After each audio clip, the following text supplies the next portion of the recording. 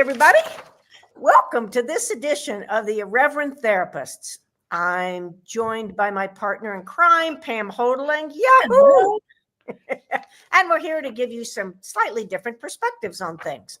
So today's show is called, Does Parenting Have You Tied Up in Knots? There's so much expert advice out there. Gentle parenting, free-range parenting, permissive parenting, elephant parenting, helicopter parenting, mindful parenting. There's so much expert advice out there about parenting that it can keep parents confused and doubting themselves. What if you could access a knowing of what's right for you and your kids? What if you could become the expert for your family and your parenting? I have to say, this just brings back memories because Yeah. I know as soon as I knew I was pregnant the first time, my husband and I, we were reading books, we were having conversations, and there's so much advice and you so want to get it right. Like, this is the thing in your life you don't want to mess up and you don't want to get wrong. And you're like, oh, if I pick the wrong one, my child's going to be scarred for life.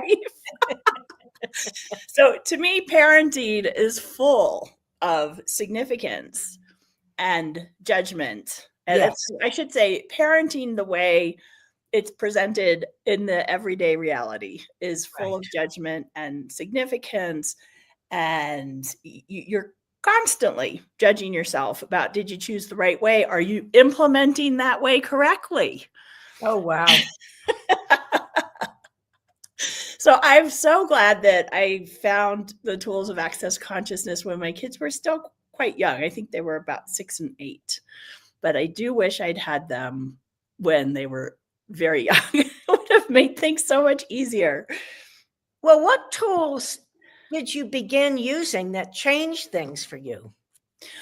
Well, okay, so a big one, and there's different tools, but to me, they all go together in a package. Absolutely. Like the first 2 tools of access that I was introduced to were who does this belong to? And that's the idea that you're very aware and you're aware of other people's stuff, not just your own.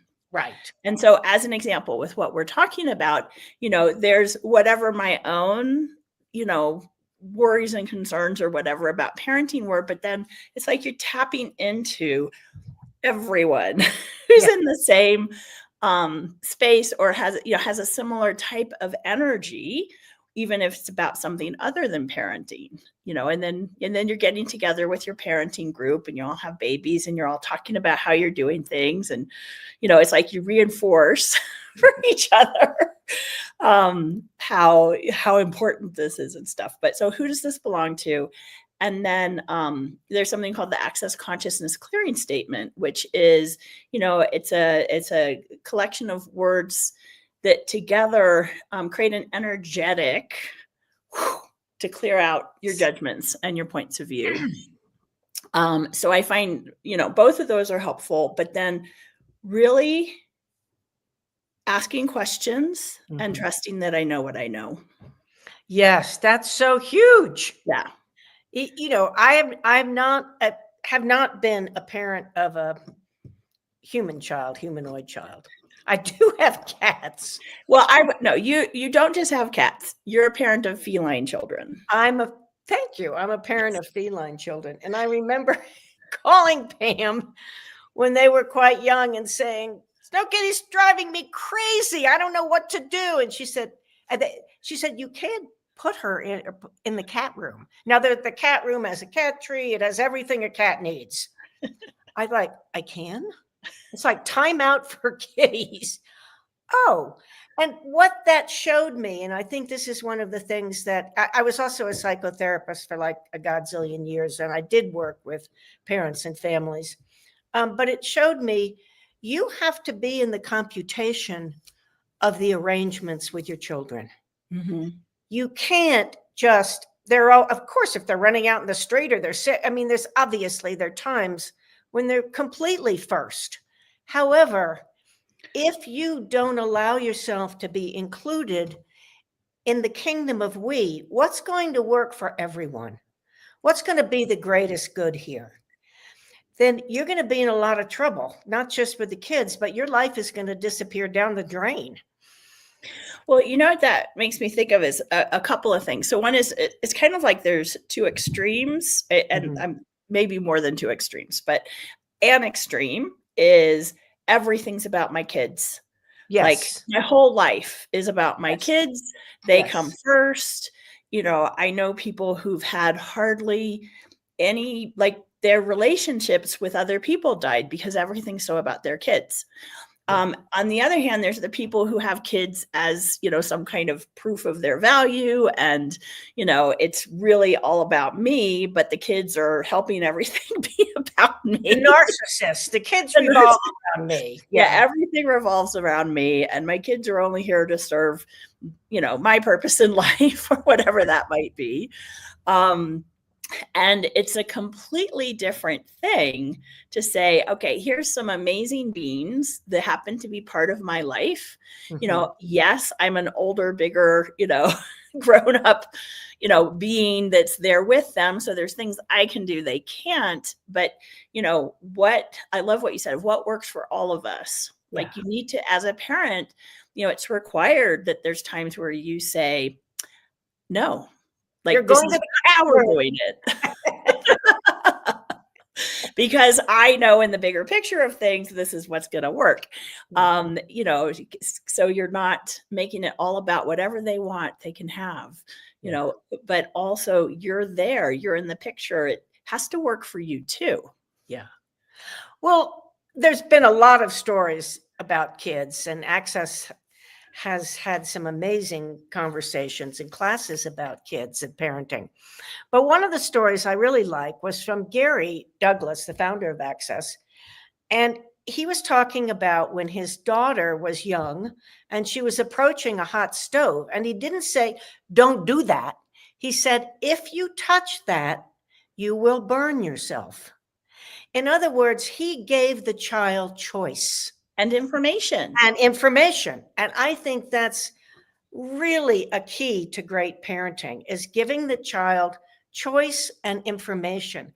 One of the things it does is it allows them to become empowered to actually make choices in their life. It's not about do that, don't do that. That really does not, except in obviously extreme circumstances, help children.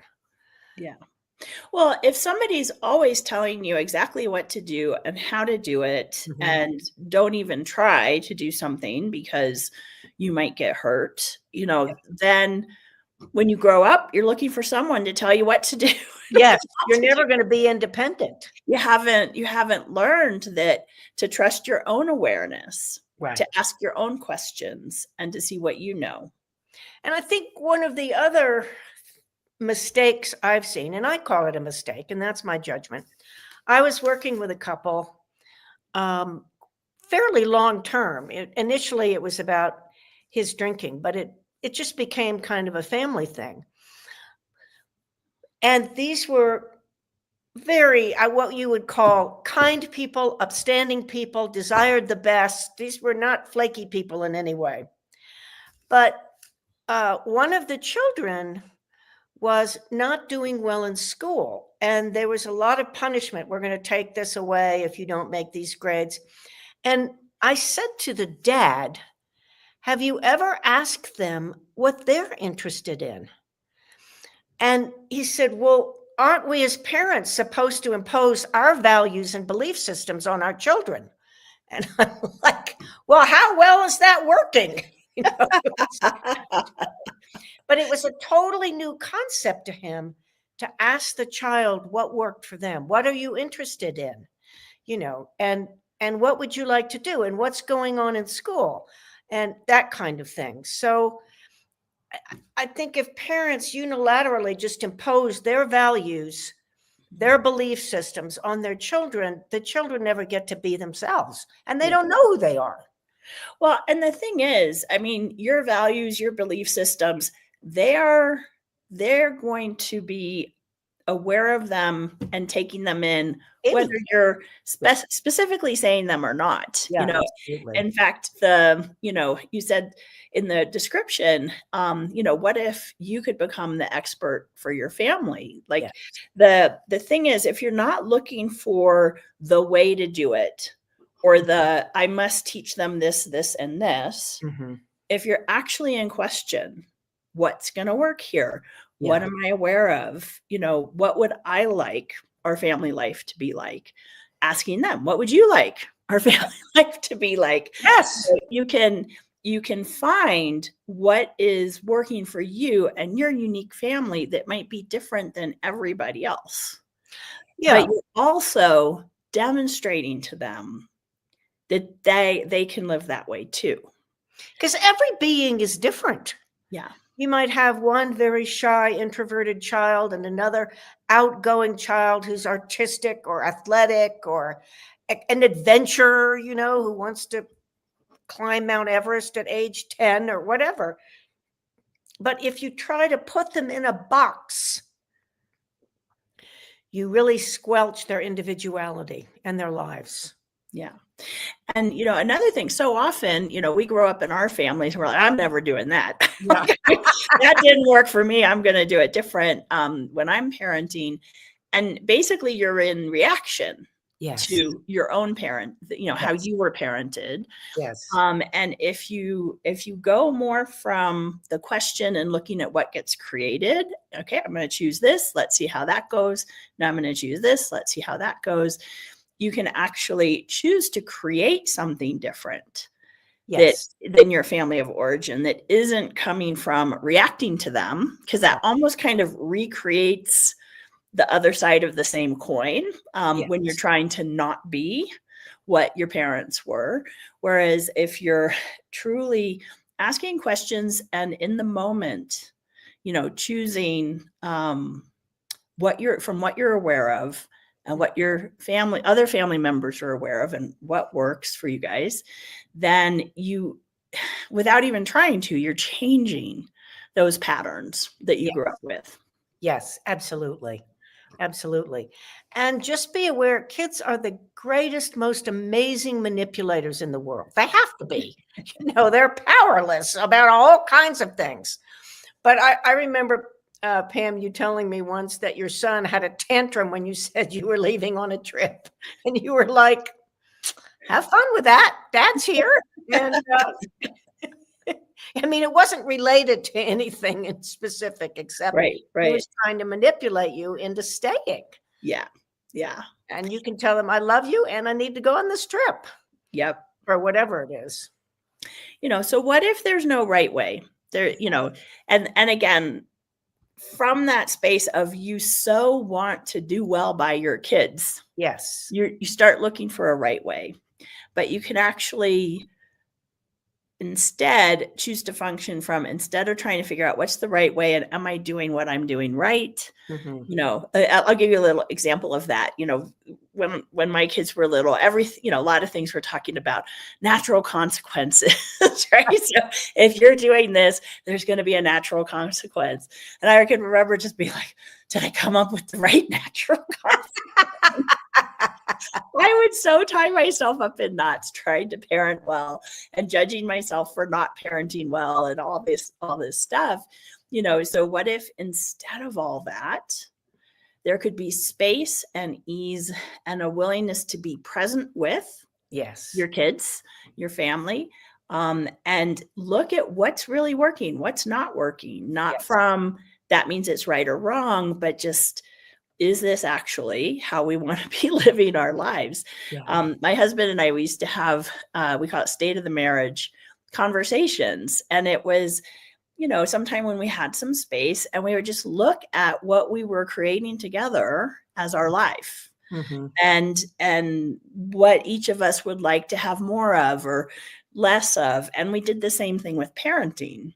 Cool. So we just talk about how we were, what we were choosing and how we were going about things. And is it working? And, is there something we'd like to start adding in or changing about how we were with our kids? Yeah. That's cool. Well, go forth and parent according to your own awareness. Yeah. And I just want to say, if you're intrigued by this conversation, there's actually a whole specialty of Access Consciousness called Conscious Parents, Conscious Kids. And there's facilitators around the world who are facilitating classes with a lot of tools like what we've been talking about, to help you find your parenting style and what works for you and your family. So you can check that out at accessconsciousness.com. So thanks, everybody. Thanks, everybody.